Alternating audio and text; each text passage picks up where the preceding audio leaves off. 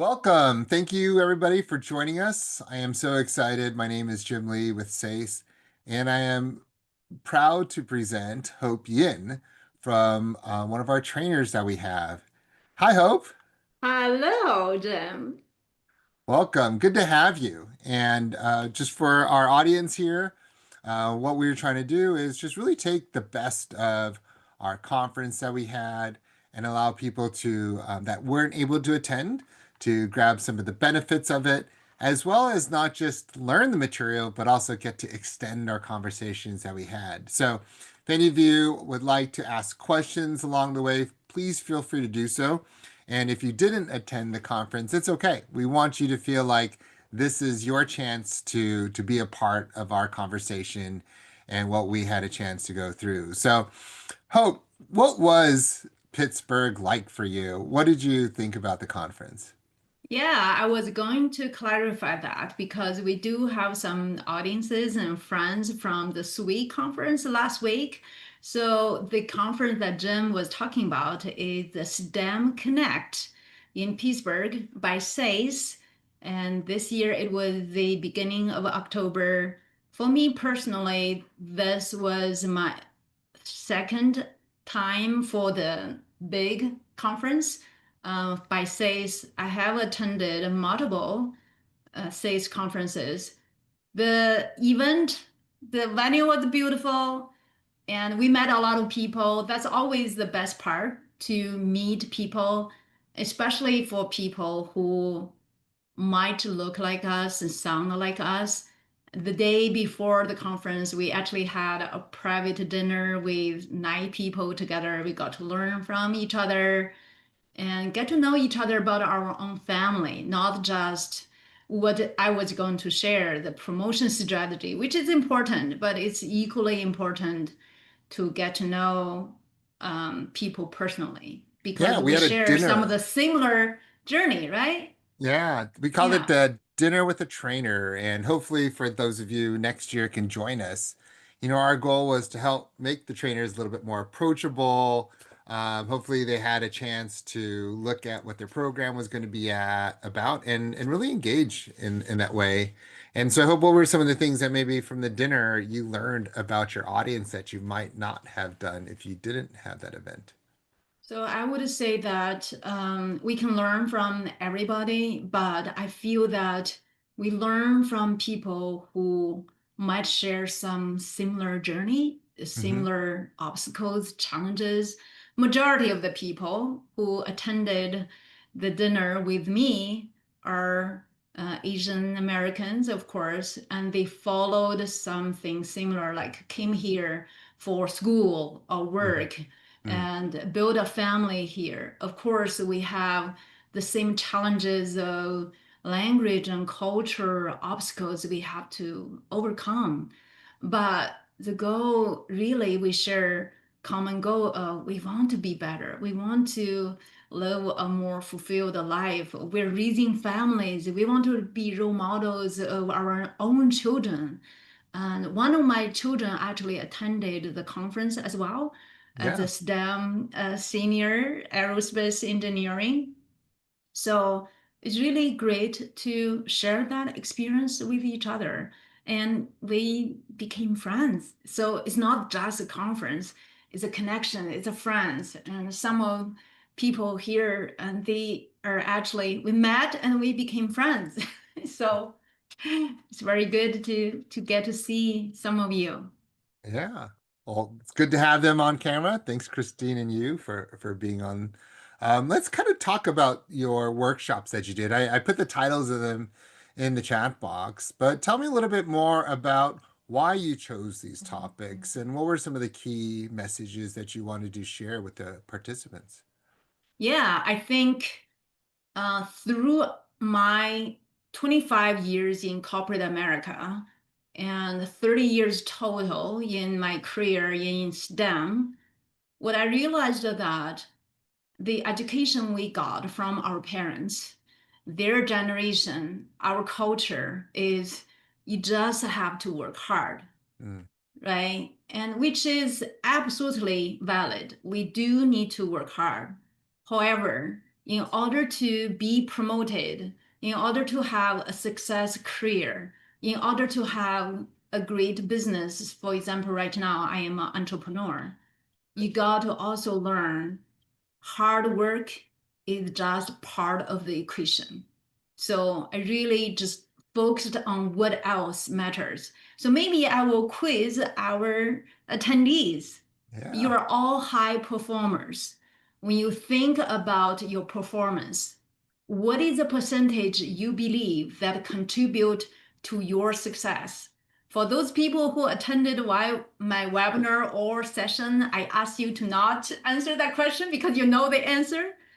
For those who didn't have a chance to attend, what do you believe the percentage of your performance to your overall career success? So we've got one person that wrote 20%. Okay. Yeah. Anyone else? Sarah likes to say the relationship building matters more than anything else. Okay.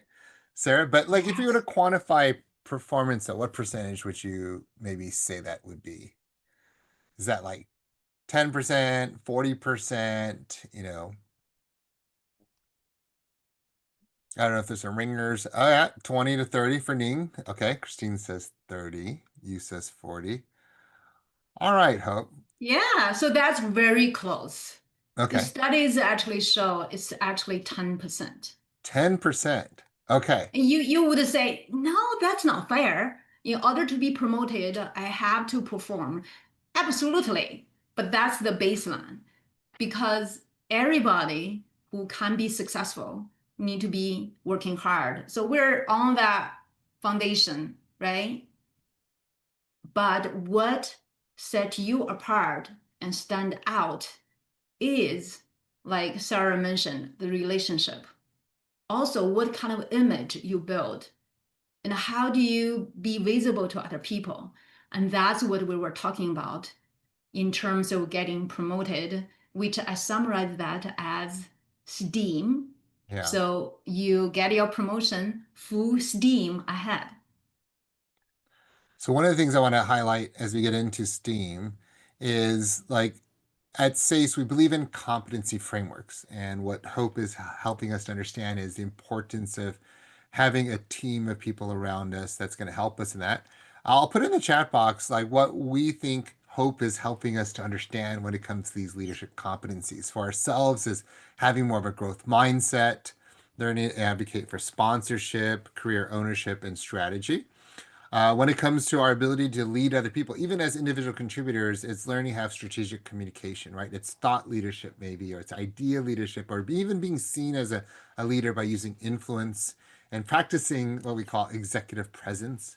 And then lastly, I think a lot of people don't think about is like, how do we still show up and be great corporate employees? And it's our ability to even think about innovation and you'll have a conversation later on about communication using AI, but it's learning to become a more of a high performing team rather than an individual. So, let's go back to like having your STEAM ahead. And I'm going to put in the chat box, what STEAM stands for, but kind of unpack that for us and help us to understand like why is this STEAM strategy so important? Yeah. So thank you for doing that, Jim. The STEAM are the five group of people, right? In my session, I talk about Jim Rohn said you are the average of the five people you spend time with, but we are not going to just spend our time with five people because the world is so complex and we love people. So I say you are the average of the five groups of the people that you Mhm. spend the most time with. Summarize as sponsor, the S, and then your teams, and then experts, and then advocates, and then mentors. So let's talk about each one of them. And this morning I wrote a blog post on sponsors, and the title is No One Gets Promoted Without a Sponsor, whether you know it or not. Someone is making that decision on your behalf when you're not in the room. So, as a leader, and during the time for performance review or promotion conversation, is always a room full of the leaders talking about their team members. And that's when you need to have people in that room to say, Ning is such a great performer. She works hard. She's a team player. She always think about the big picture, and she is collaborative. That's when you have a sponsor in the room at the table. So that's super important. But we also talked about the most important sponsor is your manager. If Mm, you don't have great relationship with your manager, you have to work on that. But how can you build a great relationship with your manager? You have to understand what your manager wants. And mm. sometimes it's a miscommunication, right? That goes back to what I shared in the conference, the STEM Connect conference, about how can you have great communications and public speaking, strategic communication by leveraging AI, but also what we will offer and later, not later, but beginning of next year is how can you learn about how you communicate, how other people communicate? Because we're all unique. We communicate differently. If you look at me, I use my hands a lot because that's how I communicate, right? But what about your manager? Maybe your manager is a quiet person. Then how can you communicate with different type of people, including people who are in your team? So that's the sponsor. So I'm going to pause you here, and there's a great question that was asked in the chat box, and I'll expand on it, which is a lot of times people don't see their managers as a sponsor, right? And a lot of times, if I was a manager, I don't think about sponsoring my employees. I just care about getting the work done. But I think what you're proposing is having conversations and influence enough where the manager ends up advocating for you and it ends up helping you because they see where your ability to perform aligns with their goals and strategies. So they want to take you with you, not feel like they have to carry you with you. Is that what I'm hearing from you? I love that. So you're right. A lot of times when we think about manager, we think about my manager is the person who gave me requirement, who gave me tasks that I need to complete. As long as I complete those tasks beautifully, then I should be promoted. Remember that should. Hmm. I agree. You should be promoted. But here's the thing. Not all the managers think about their team's promotion because they are working on their own promotion. If they're a manager, they're thinking about how can I become a director? If they're a director, they're thinking about how can I become the senior director and so on. So Mm, you have to really have this conversation with them, clear and open, saying, if that's what you want, what are the criterias that I can be promoted to the next level and then work on that. So yeah. I would encourage everyone to have such conversation with your manager. So on the flip side, Hope, I will share with you, which is interesting, because I've always taught the other way around for managers and directors. Why do you want to take the time to get to know the people on your team? And as painful as it is, invest in them so they learn how to do things right. And I tell them, like, number one, it's about building trust, knowing their capabilities, as well as when you get promoted, who do you want to take on your team? Because those are the people you've learned to trust and they trusted you. So you're basically sharing with me the other side of it is like, how do I position myself in a way that I've communicated and maybe like I can see my career. It might not be parallel with them, but there's an intersection point right now where I'm going and my manager's going and how this work intersects at this moment would create that ability that they would want to engage a little bit deeper.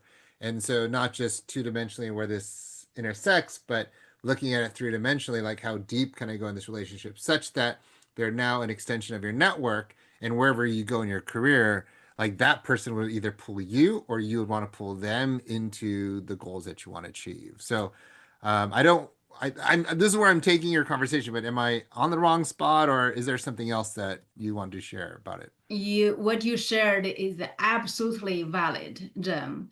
So I can tell you that there was one time that I was working on my next level promotion. It took me 4 years with six different managers Mm, for each new manager. And one of the very first conversations, I would tell them, I'm working on my next level promotion. So I set the stage up saying, what can we do together to get my next level promotion? What do you need me to do to prove to you that I am capable for the next level promotion, right? As painful as it is, but we have to drive our career because I say this jokingly, even your mother doesn't think about you as much as she think about herself. So we have to drive that. We have to be the CEO. We have to take charge of our own career success. And I can tell you that one of my early career example is I joined a new team. Every month I have a one-on-one with my manager talking about specifically my career development. And I would have print out two copies, one copy for him, one copy for me. We will just look at what are the deliverables I have done, what are the impact I have made to the team. So I am leading him to give me the promotion. By the year end, there's nowhere to go other than give me the promotion. yeah. So it's so funny. I love that tactic, and I want to kind of draw that out more because I remember when I was in school and I had to take the SATs, right? Man, the dreaded SATs. And then in any test, right, you would always have the teacher that is going to answer the questions would be the best person to train you for whatever exam, right? So, when you're doing SAT prep, they have a lot of books. There's Kaplan, there's like whatever Orange Theory book. There's a bunch of books out there, but the one I did was like, well, the College Board, they made a book. They must know better answers in a way. And then whenever the teacher, like before a final exam, would tell you, hey, we're going to do a class summary, they would always say, this might be on the test. Like you would write everything down. But what you're doing is you're actually leading those conversations as well. And so if I were to kind of distill down what you said is, hey, manager, I want to make sure that I get a great performance review. So tell me what I need to do to make sure my performance review is going to reflect your expectations as well as my expectations, and what can I do differently, right? Which I think a lot of times people don't ask that question, and instead they do what they think the job requires and they do it their own way versus how the manager wants them to do that. Is that what you're basically giving us the playbook of what you Absolutely, avoided? because that's what when we talk about communication, and you got to understand what is your manager's expectation, and also your manager knows what you have done. And when I coach my clients, normally, like I said, they said, but my manager should know. Well, yes, they should know. Great managers would know more, not 100% of what you're doing, but they would know more. But an average manager may not be so much. So you got to make sure that your manager knows that you're a great performer. You're not just thinking about it yourself, you're also thinking about your team, but also in a way of what else can I do to make you, my manager, to be more successful? Because those are the type of people a manager want to pull you up with you. And I shared in my session, one of my managers, and he is such kind of a manager. So I worked for him multiple times. And if Mhm. I need a job right now, I can go to Tim. I said, Tim, I'm looking for a job. And he would absolutely create a position just for me. I have such confidence in that manager. But you built the trust from the conversations, right? You told them like, I want to do it your way, which is, I think is also very hard for a lot of employees to do because you also have to sacrifice what you feel comfortable delivering at, let's say, 100% level to delivering it to your manager's way, which you might feel like you could do maybe like 70% or 80% confidence, which goes back to the first question you asked is like, we are over indexing on trying to make things 100% perfect and not necessarily spending that extra time to get to know the person that is going to be receiving the work that we do, right? Absolutely. For the particular manager I was talking about, when I was working with him, he just had his first child, and the girl's name is Kunlin. I still remember that after 15 years. So those are the personal relationship you want to build, right? Not just completing the task. Get to know your manager, what they like. I know his exercise routine. I know his wife's name, his child's name, and so those are the relationship you want to build, not just purely based on I'm completing the task. But also you ask for feedback. So what else can I do? And at the time, my English was not as good as now. And he said, I would love for you to lead team and it will be beneficial for you to develop your communication skills. I joined Toastmasters to Mm. practice my public speaking skills. I would highly recommend that anyone who is looking for improve their public speaking skills to explore Toastmasters. So I'll even drop like it wasn't as much as doing the Toastmasters, but I think you did what your manager asked you to do, and that was probably the most meaningful thing, right? Again, building trust.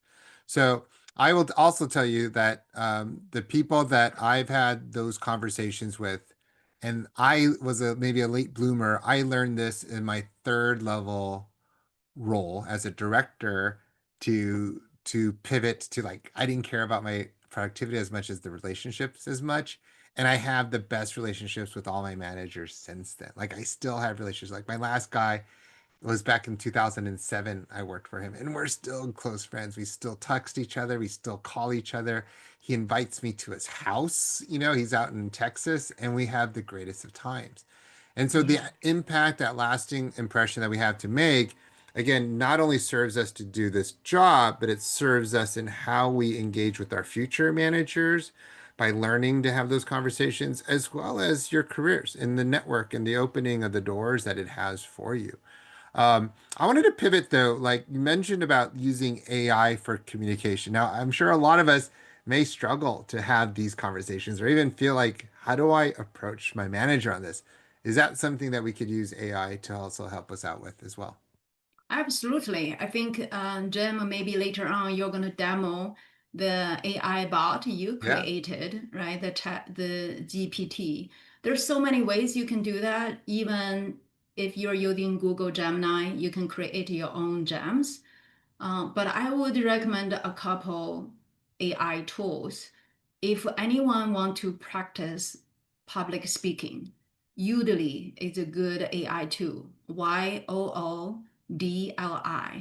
It is a paid subscription. I believe maybe $30 a month, but it is more than just a tool. It's like your speaking career coach.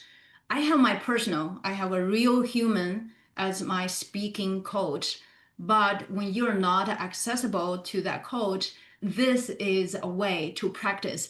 Am I having good tone? Am I delivering too fast or too slow? Am I monotoned? Am I using a lot of filler word so that all of that can be leveraged and trained using AI. Even for someone who is looking for a conversation with my manager, you can do role play. You gave a prompt on this is the conversation I'm going to have with my manager. You can even say, my manager's style is this, this, this. And the AI will act as your manager and have a conversation with you. So there's so many tools we can leverage and just use the technology to work for us. So like let's say we're new to AI and this could seem very scary.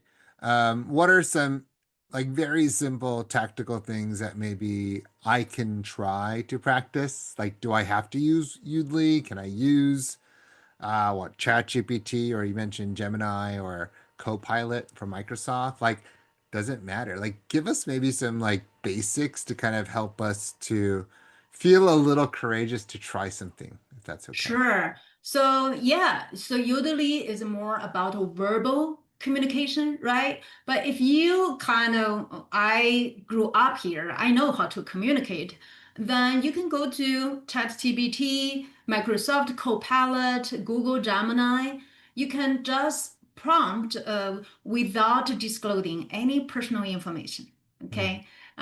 We also recommend you do not use your work email because then the AI tool would know which company you work for Mhm. without disclosing your manager's name. Mhm. But you can hypothetically ask some questions of this is the scenario and this is what I want to talk about without disclosing any PI information, personal identifiable information. Mhm.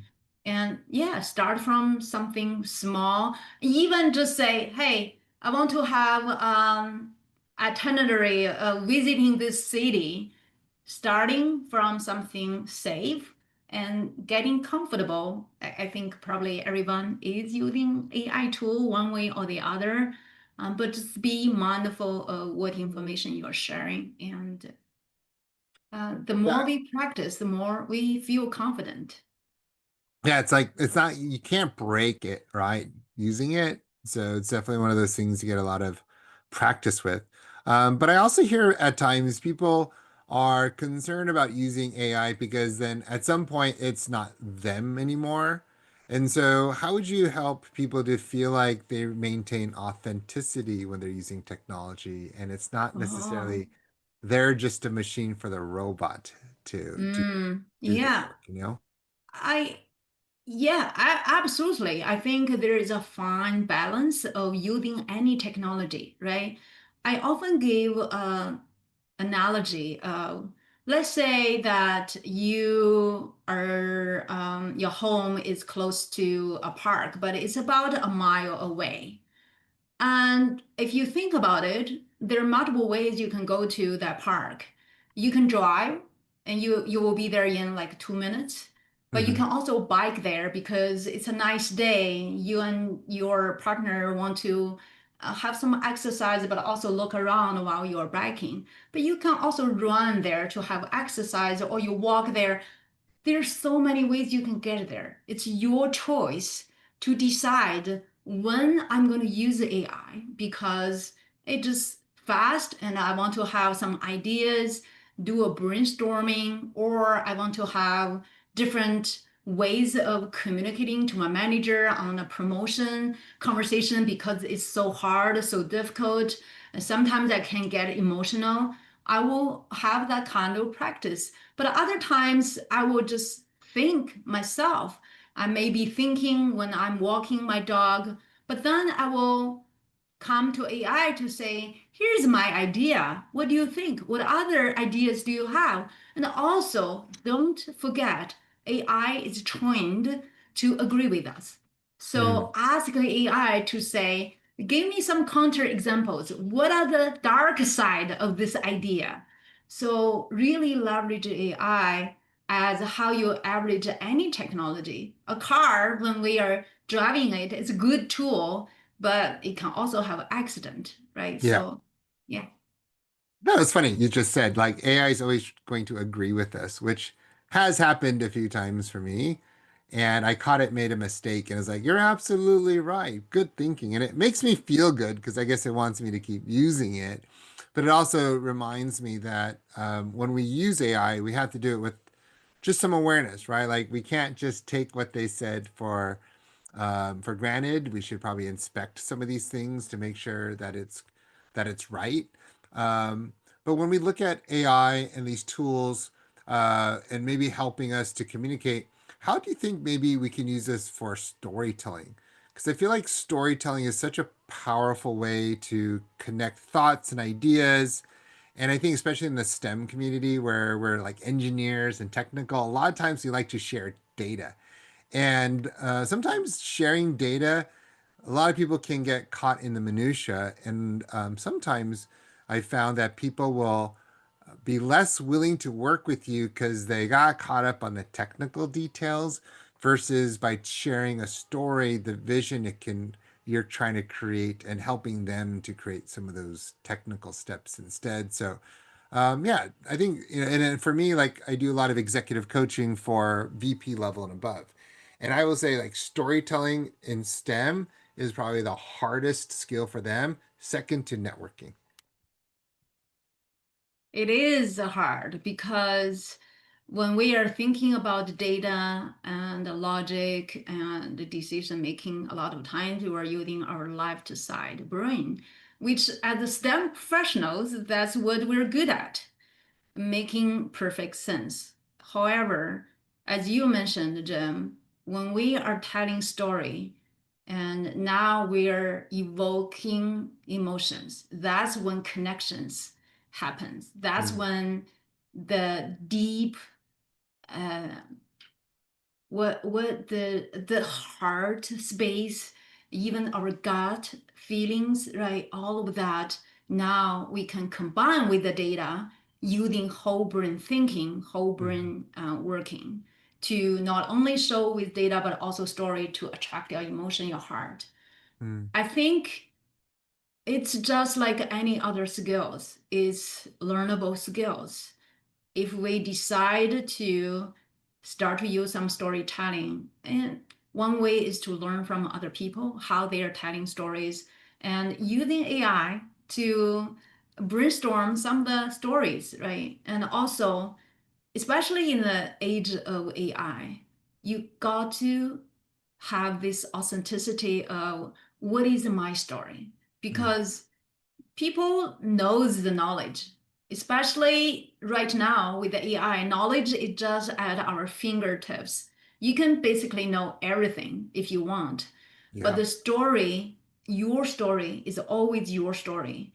Like Jim, you and I shared, even in our first meetings, I shared about my personal story, how as an immigrant, but also in an unhappy marriage, but also got out of that unhappy marriage, raising children by myself, and taking care of a sick parent. All of that is my story. It's not that you're going to share the same story, but maybe when I share my story, you thought, wow, Hope went through a lot. If she can still do it, she can still be successful in career with so much adversities. Maybe I can do it too. Mhm. So that is what we want to share our stories, inspire other people. I feel like sometimes we have these stories, but we don't know how to connect it and land it. And that's where another thing AI can do is share a story. Like, hey, I want to talk about my story as a kid being bullied. A true story. I was bullied a lot as a child because I was different. And but I've learned that my differences help me to connect with people that have a hard time relating to management. And using AI was able to actually help me to craft that story better. So it's a story I've been telling for the past 3 years. I finally threw it in AI, and it did a much better job of sharing that story in a way that other people resonated with. And I think again, it's great to kind of sometimes have something as a sounding board, maybe to sound off on and have it more available, but as well as having those abilities to refine it and continue to help me to learn to think. So the other aspect is it's helping me to discover a muscle that I didn't realize was deficient. And then from it, helping me to continue to see how to use that muscle. And then as I discover that muscle, like how can I use that more? So, for example, in the storytelling, I realized that I tended to share a lot of data and facts in my story as well. But instead, it helped me to create a lot more allegory, a lot more conversations that it helped other people connect to their own memories that were similar, but how it was a little bit different in helping us to distinguish those things. And I think it's been really good in helping me to train. So, you know, at my house, I wake up like at 4:15 in the morning every day, except on weekends because my gym doesn't open till 7.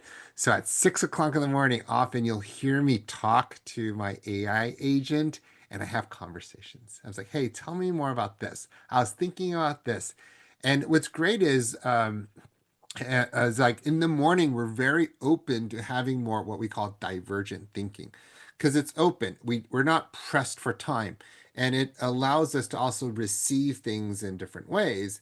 And so when we practice this and maybe like going back to earlier, like, hey, I have a manager. I don't know how to connect with my manager. My manager always seems to push me in this area, but I want to move in this area. What are some conversations that I could have maybe to try out? Like, those are good times when nobody else in the house is awake. I just have all my time for me.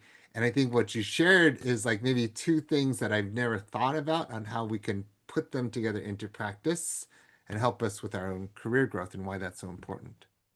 I love that, Jim. When you use the AI, you can even give more context of I'm telling the same story, but depending on who are my audiences, you may tell your stories a little differently, right? Mhm. So all of that we can leverage AI for brainstorming. The AI is really good at it. Yeah. Yeah. And we won't know until we try it, right? And so that's my Yeah. encouragement to everybody. Give it a try, and hopefully each one of you will discover another part of it. Um, we've learned a lot. So, Hope, if you had to maybe distill down three top things that you would want each person to walk away from with awareness, what would you say the first one is? Maybe on Steam. The first one is, as I mentioned, the most critical thing for anyone to get promoted. Remember, the promoted promotion is not limited to my title. It could be that you're promoted to lead a bigger project. You're promoted to now leading offshore teams. You're promoted to dot line with some teams, right? And even for entrepreneurs, promotion means they're people who see your offering your services more. So that's what we're talking about promotion. And nobody can get promoted without a sponsor. So I would like all of us to look around on, am I having the right sponsorship and whatever I want to do? So that's number one. Number two is I mentioned that we are truly the CEO of our career success, Mm, our business, our life. Take charge of that. Sometimes the environment, the systems may not be working for us. mm, Complain a little bit is fun, but we got to find the solutions. Finding the people who have walked your path and learn from them, become a mentee of them, and so taking charge. The third thing is really keep an open mind, leverage technology to help us become a better person, a better storyteller, a better communicator, um, and we can go from there. that's awesome. Because what you succinctly said is like, again, the three things that we need to be more mindful of. And again, based upon the answers earlier, right? Like, I think we we put so much of our resources to the areas of just individual performance, right? Like, Ning wrote 20 to 30% of performance, right? But that's still twice, two to three times as much. Christine wrote 30, you wrote 40. And so just realizing how much we over index is probably a big part of it. And so now that we know this, one of the things that we want people to do is not just know, but also perform. And so this is the area where we're saying like move from consciousness to competency. And with that hope, you have a cohort that you're offering for us to join in Yeah. January. We've given some people some time between now to maybe have conversations with your manager, right? Going back to our first session, how do you kind of start advocating and bringing that model of having them wanting you to join this because it's going to help you to perform better, but it's also help you with some funding. Maybe like some people like might have the end of the year funding or may not be able to have access to funding to the next year. So this is starting in January and some time to have conversations with you on it. So tell me a little bit more about your cohort and how is the cohort going to move them from consciousness into more competency of what you're trying to do. Yeah. So before I share about the information of the cohort, I want to share why I left my high profile, high paid job and become a coach. The reason I did that is because 6 years ago, when I went through coaching school, my life was transformed. And that's when I decided I want other people to have the benefit of being coached, which really come back to what Jim you mentioned. A lot of times we want to be better, but we got to leverage everything available to us to be better. One thing that we need to get better is to know who we are, how we communicate, what are our strengths, but also what are our triggers, or like what would some people do and say would make us so mad or so emotional or so frustrated or so sad, and how can we get out of that downward swirl and going into solution and more upward, right? Because if we look around, depending on what you see, where you're focusing on. For a rose, you can focus on the beautiful flower, but you can also focus on the thorn. Mm, And it's not that the thorn isn't there. We just need to be mindful, not be hurt by it, but we focus on the beauty, focus on the solution. How can I share that rose with other people? So, with that said, because of that, I have been doing group coaching, one on one coaching. Some of you might be my group coaching clients and one on one clients as well. I truly believe the benefit of coaching is because mentor or sponsors, all of that we talked about is more of I have done this, I'm going to share what I know. But coaching is working with you, with your unique, your situation, your strength, and what you want to get out of it. It's purely depend on you. But you got to put on the work, right? So for this cohort, Jim, if you could help me share the yeah. screen, And I'd and also like to we add like cohorts and coaching also is um, the guide is helping you to learn it the best way for you. Whereas I've seen a lot of times mentors that might not be necessarily coaches or managers are like, well, this is how I would do it. Can you do it just like my way? Which I think it gets it done, but it isn't necessarily going to help you to build your own skill sets or like you learn how to do it your way in a way. So here's the link to her coaching program and in the chat box, and I'm sharing my screen with you also. So tell me a little bit more about Level Up Leadership. Yeah, so this is what I was talking about. Depending on where you are, we can always be the next best version of ourselves. And Jim, me, and Clarence, every single day, we're still learning new skills and new knowledge and getting to know us a little better, right? Because there's no end or limit for us to be the most powerful self. And so this is a workshop, a cohort designed for you to become the next better version of yourself. We're going to meet every 2 weeks for an hour. And in between, you can watch videos, you can learn about yourself, you can practice what you learned. We will ask you to do that because no matter how much knowledge we have, until we put into action, nothing is going to change. Nothing. And sometimes it's even worse if we have the knowledge and we are not at that level, right? So the group coaching program designed for us to get to know the knowledge, know the tool, and then practice, put into use, either at work or with your family, with your Mhm. children. And I use this tool with my family as well. And so we're going to not only meet group in a group setting, small group setting, we are also going to offer two one-on-one 30 minutes coaching. And the fee you're paying, actually, the two one-on-one session would cover that. And this is like it's a great deal for people who may not have all the financial resources, but also you're building that connection with a small group of people, right? You become friends because you're going through this for the next 2 months, from January to March to April.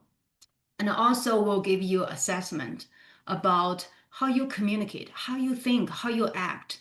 And with that knowledge, you're going to look at, oh, this is the how I communicated. No wonder when I communicated, other people couldn't understand me because they are not on the same communication wavelength with yourself. We're all Mhm. unique. Mhm. So the more we know about ourselves and others, we know about our patterns, we can then communicate better, we can lead high performing teams, we can understand how we can get to the next level.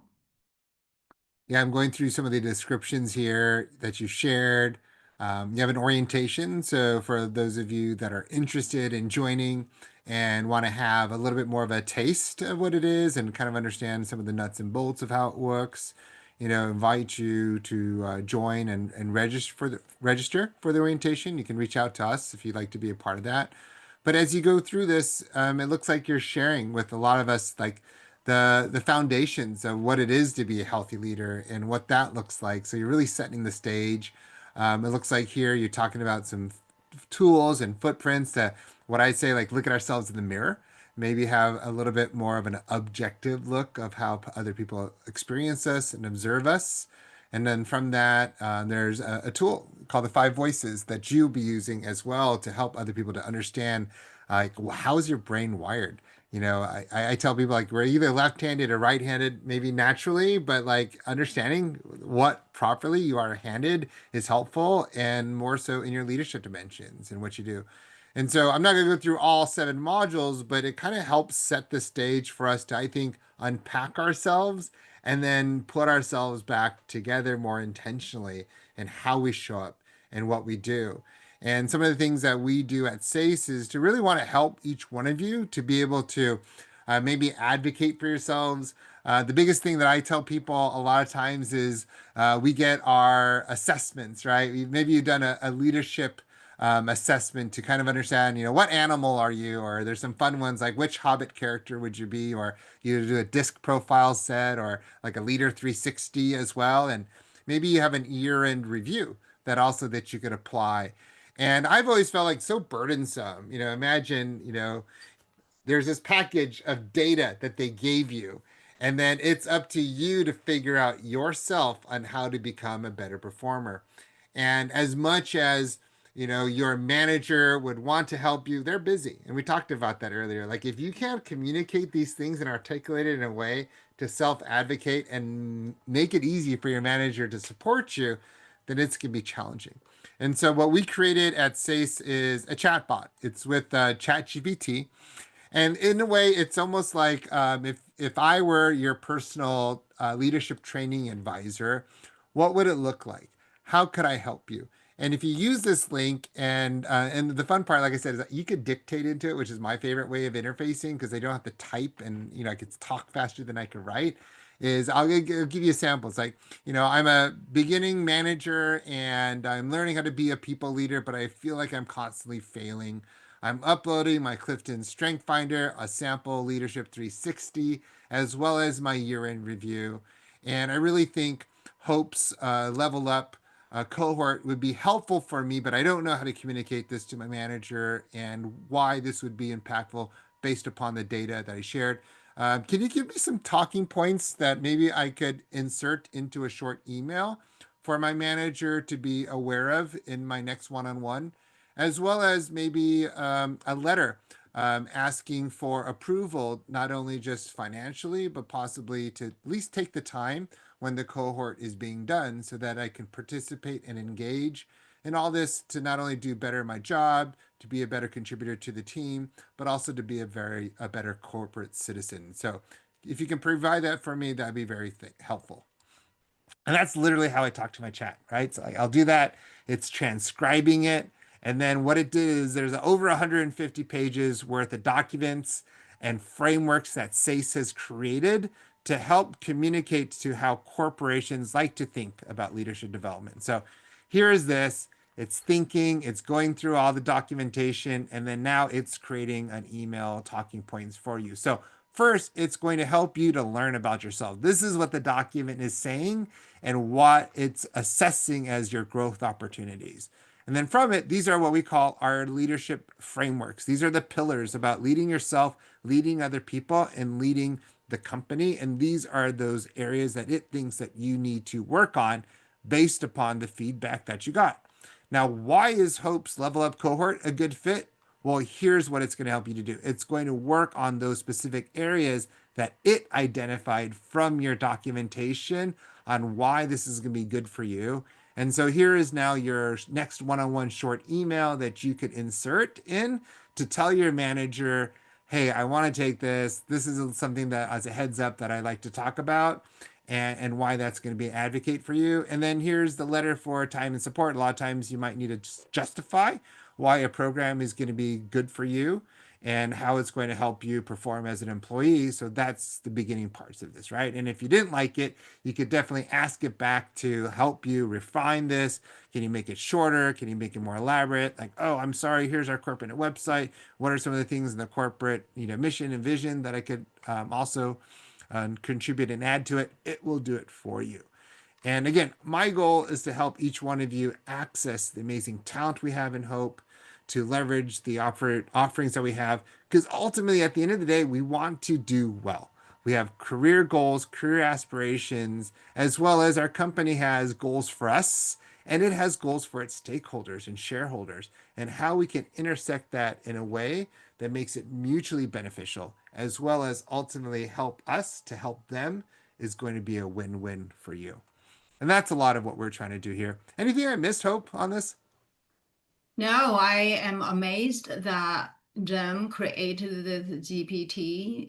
It's just amazing that what technology can do for us. And here's what I say. It's great that you may be able to get sponsorship from your corporate, your manager. However, throughout my career, I always believe my career is mine. If my company can sponsor me, amazing. Why not? If they are not sponsoring me, I'm going anyways. I can't wait. And I have done this multiple times.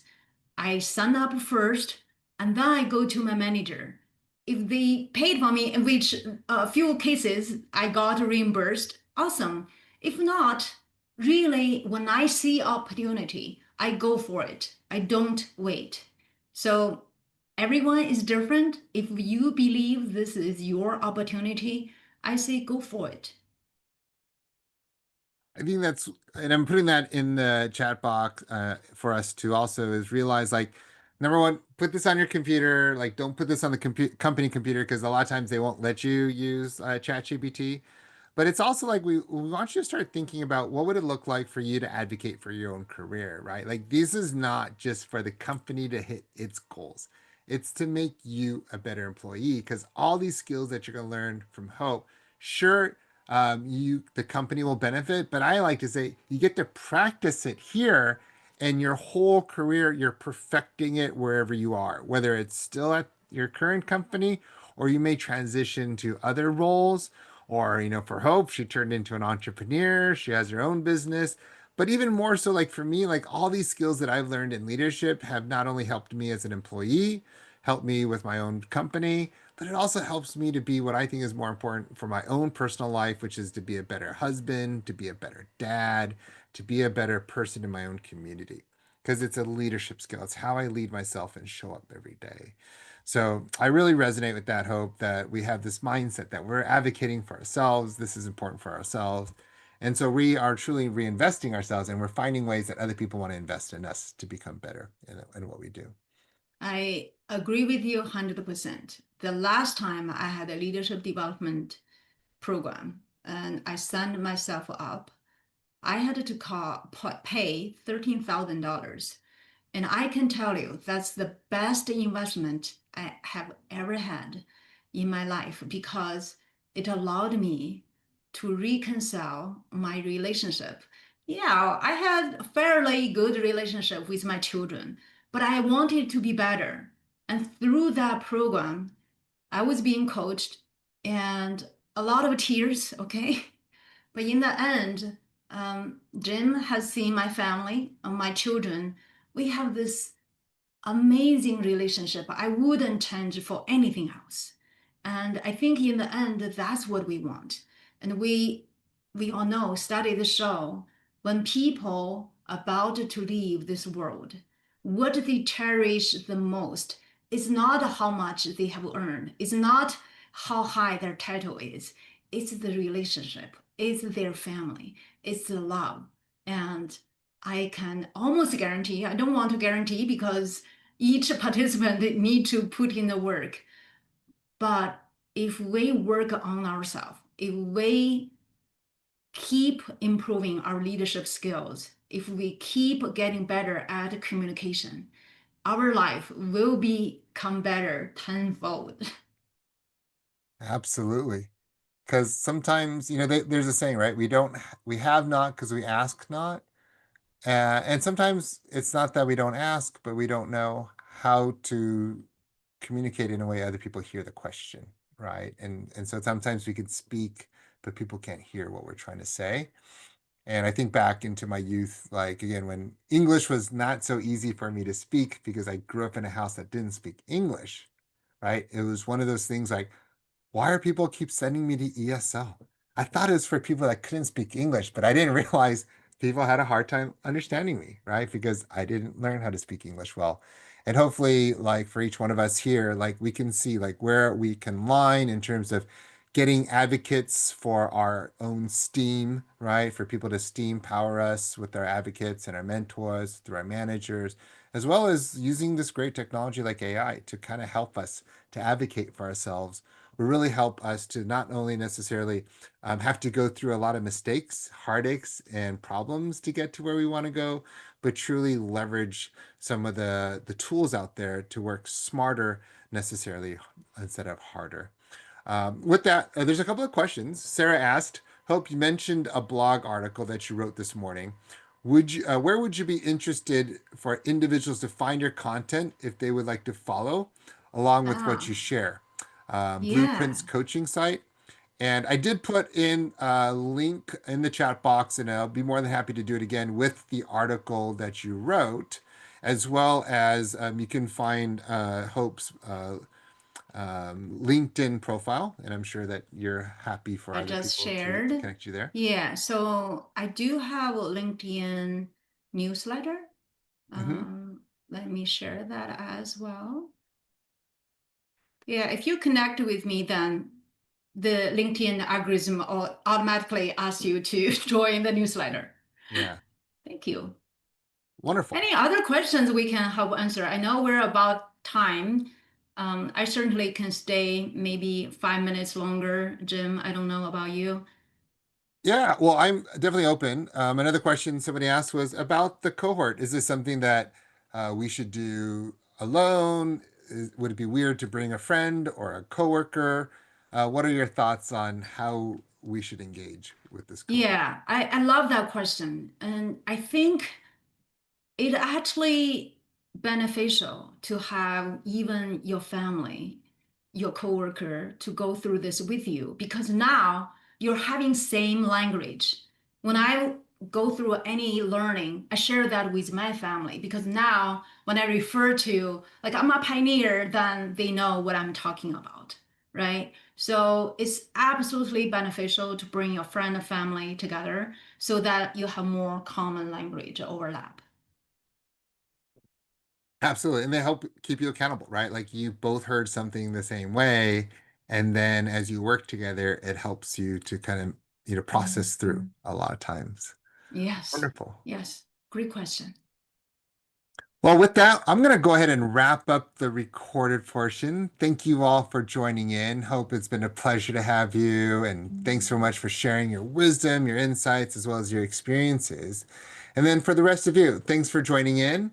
Really appreciate you spending the time and hope that you found something very beneficial, not only applicable now, but also that you can store up and use again later. Otherwise, if you'd like to stay on and ask a few more questions, feel free to do so. But it's been my pleasure to be here with all of you, and we wish you a great day.